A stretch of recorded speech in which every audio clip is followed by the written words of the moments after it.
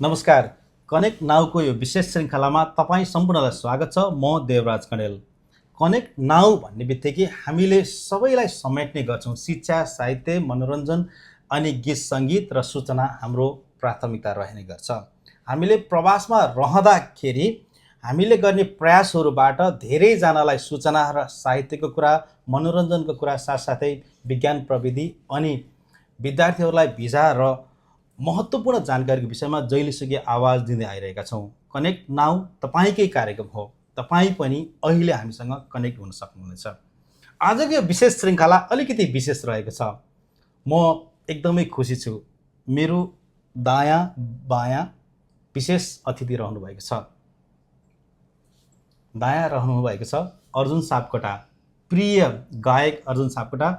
तपाईँले अर्जुन सापकोटाको बारेमा हामीले जति भने पनि कम नै रहने गर्छ, किनकि उहाँले पाएको लोकप्रियता र उहाँको गीत र सिर्जनाले पाएको लोकप्रियता एकदमै गर्विलो छ।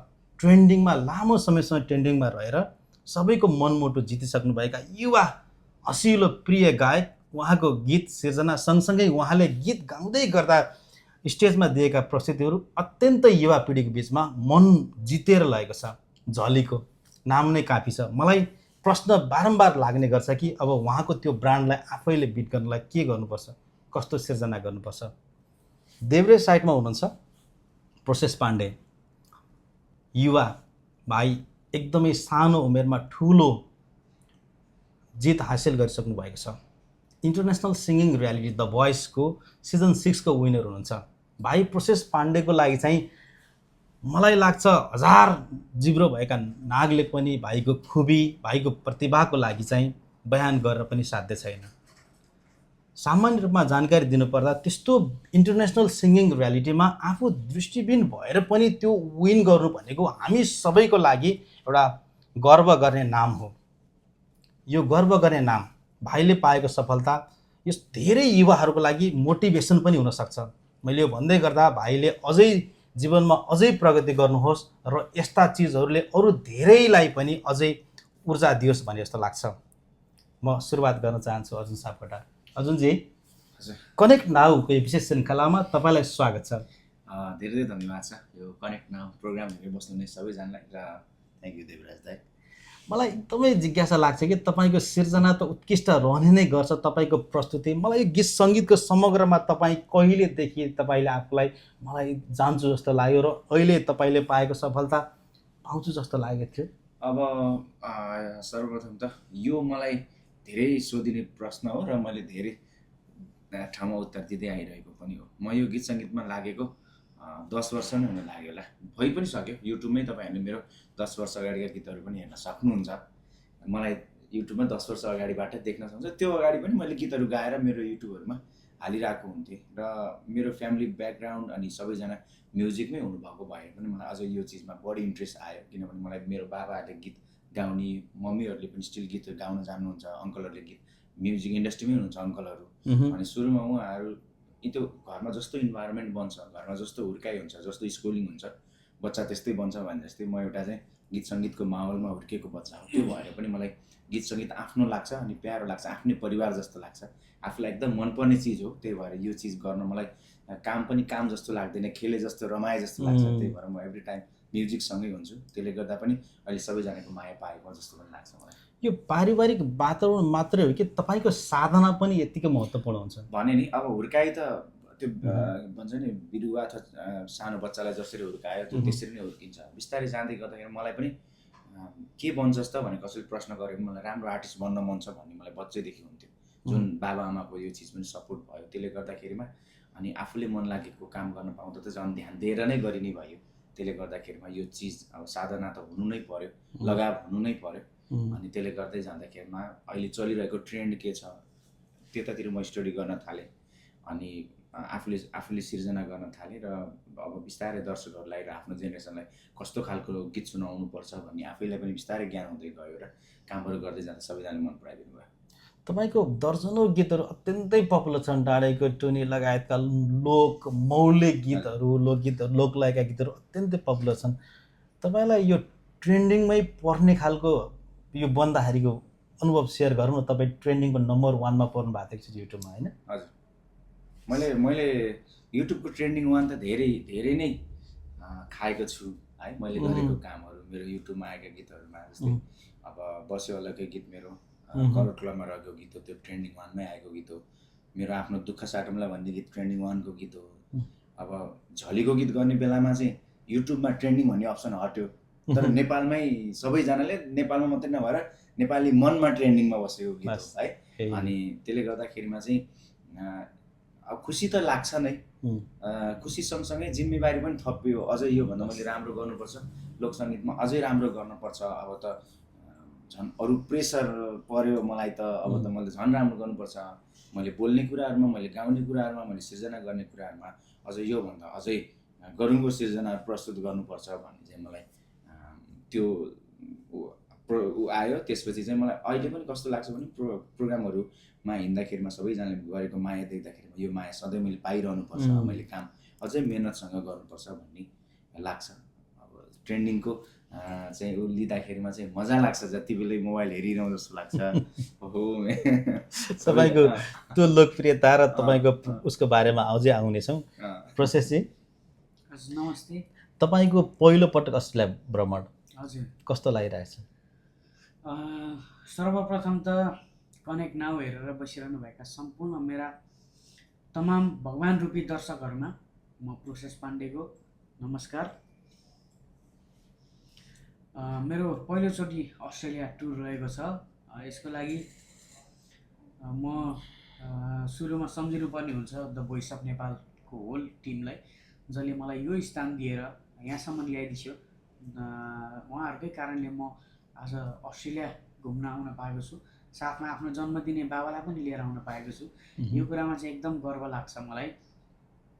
र मैले छुटाउनै नहुने नाम आदरणीय शशि कुमार खड्का दादा होइसिन्छ, जो मलाई अति नै माया गर्ने दादा। र विशेष गरी मैले हजुरलाई पनि यहीँबाट धेरै धेरै धन्यवाद भन्न चाहेँ। हजुर अब शशि दादा र हजुरले मलाई अति नै माया गरिसिन्छ। हजुरहरूले मेरो भविष्य उज्जवल होस् भन्ने चाहेर आज यहाँसम्म ल्याइदिएको छ। यसको लागि हजुरहरूलाई धेरै धेरै धन्यवाद भन्न चाहन्छु। थोरै प्रसङ्ग तपाईँले पाएको त्यो सफलता, the voice the international singing reality season 6 को टाइटल जुन तपाईँले आफ्नो हातमा पारिसक्नु भएको छ, मलाई त्यो यात्रामा तपाईँले जुन तयारी गर्दाखेरि विभिन्न किसिमका ब्याटलहरू भए, त्यो यात्राको बिचमा तयारीको विषयमा कुराकानी गरौँ न। कति सहज कति असहज थियो, तपाईँलाई जजहरूले कसरी साथ दिनुभयो, के चिजहरू तपाईँलाई अलिकति भित्री इन्साइड कस्तो भएको थियो एकचोटि सुनौ न। डर त प्रत्येक पाइलामा डर थियो मलाई है। राम्रो गाउन सकौँ, सबैको मन जित्न सकौँ भन्ने नै थियो। किनभने डर त्यहाँ त्यो स्टेजमा छिरिसकेपछि अचानक डर हुन्छ क्या, नर्भसनेस एक प्रकारको भइँदो रहेछ। अनि यो कुरामा मलाई द भोइस अफ नेपालको होल टिमले, लक्ष्मण सरले, सुशील सरले, हाम्रो सदीक्षा म्याम, करण सर, हाम्रो योगेन्द्र दादा र सब म्युजिसियनहरू अनि प्लस 4 जना कोचेसहरू, सबैजनाले मलाई यति हौसला दिए कि त्यो स्टेज छिरेपछि अब मलाई डर होइन कि कन्फिडेन्ट बन्न थाल्यो। ब्लाइन्ड अडिसनबाट ब्याटल पार गरिसकेपछि चाहिँ मलाई सबैजनाले यति धेरै हौसला दियो कि त्यहाँबाट चाहिँ म नर्भस होइन, कन्फिडेन्ट हुन थालेँ स्टेज चलेपछि चाहिँ। त्यसपछि नकआउट पार गरियो, लाइभ हुँदा विनर समेत भयो। दर्शक श्रोताको मायाले, उहाँहरूकै भोटले, उहाँहरूकै आशीर्वादले। त्यसको लागि म मेरा दर्शक श्रोताहरूलाई हार्दिक आभार व्यक्त गर्न चाहन्छु उहाँहरूप्रति। उहाँहरूले मलाई, हामीलाई बनाउने भनेकै दर्शक श्रोता एकदमै, त्यसमा कुनै उ छैन, दर्शक दीर्घाले नै बनाउने। भाइको मलाई अलिकति त्यो एउटा सुरुमा जानुभन्दा पहिला के भोइसमा लिन्छु भन्दै गर्दाखेरि के तपाईँले चाहिँ मेरो इच्छा त्यो थियो, म भाग मात्र लिन्छु, एकचोटि ट्राई गरौँ भन्ने थियो? तपाईँले जित त पाइसक्नु भएको छ, त्यो सुरुवातको के थियो, एकचोटि भाग त लिगौँ न के हुन्छ र भन्ने एउटा रहर थियो कि तपाईँ सङ्गीत अध्ययन गर्दै आउनुभएको पनि थियो, त्यस तपाईँ साधना गर्दै आउनुभएको थियो, एकचोटि म सक्छु, म पनि दावेदार छु भने कहाँनिर त्यो सुरुवातको चरणको एउटा सोचाइ छ नि, जुन परिकल्पना तपाईँलाई भाग लिन जाँदाखेरिको सोच सुनौ न एकचोटि। होइन, मेरो सोच त के थियो भने म भाग लिन्छु, मेहनत गर्छु, सकेसम्म मेहनत गर्छु, भाग लिन्छु, ब्लाइन्ड अडिसनमा पर्फर्म गर्छु, यदि चेयर घुम्यो भने म सम्झिन्छु कि मलाई दर्शक श्रोताहरूले निकै माया गरिसिन्छ, कोचहरूको पनि मैले निकै माया पाएँ र दर्शक श्रोताहरूको पनि माया पाउँछु, म केही न केही गर्छु भनेर सम्झिन्छु। यदि कथम कदाचित चेयर घुमेन भने पनि केही छैन, भए पास नभए अभ्यास, तर एकचोटि भाग चाहिँ लिन्छु भन्ने थियो। यो तपाईँ हामी सबैलाई एउटा प्रेरणाको स्रोत बन्न सक्छ। भाइकीले पाएको सफलता एउटा इतिहास हो। तपाईँ हामीले यसलाई सदुपयोग गर्न सक्यो भने तपाईँ हाम्रो जीवन अवश्य जहिलेसुकै सफल रहने गर्छ। सबैभन्दा ठुलो कुरो इच्छा शक्ति हो। भाइले आफू एउटा यत्रो ऐतिहासिक सफलता हासिल गर्नुभएको छ र भाइलाई भोट दिने सम्पूर्ण भोटरहरू, ती भगवान रूपी ती दर्शकहरूलाई आज हामी पनि यहाँबाट नमन गर्दछौँ र भविष्यका दिनहरूमा अझै अगाडि बढ्नुहोस्। कनेक्ट नाउ परिवार तपाईँको उज्जवल भविष्यको सदैव कामना गर्दछ र तपाईँको सफलता अझै देख्न चाहन्छ। थ्याङ्क यू दादा, थ्याङ्क यू सो मच। अर्जुनजी, हजुर गीत सङ्गीत गाउने, रेडियोमा गाइन्छ होइन, स्टेजमा गाइन्छ, तर तपाईँको जुन एउटा त्यो प्रस्तुति छ नि, हजुर तपाईँलाई त्यो गीत सङ्गीतले आफै बनाउँछ कि जुरुक जुरुक नाचिराख्नु जस्तो। अहिले तपाईँ स्टेजमा जाँदाखेरि तपाईँलाई सिक्युरिटी लिएर हिँड्नुपर्छ, धान नै हम्मे हम्मे हुन्छ।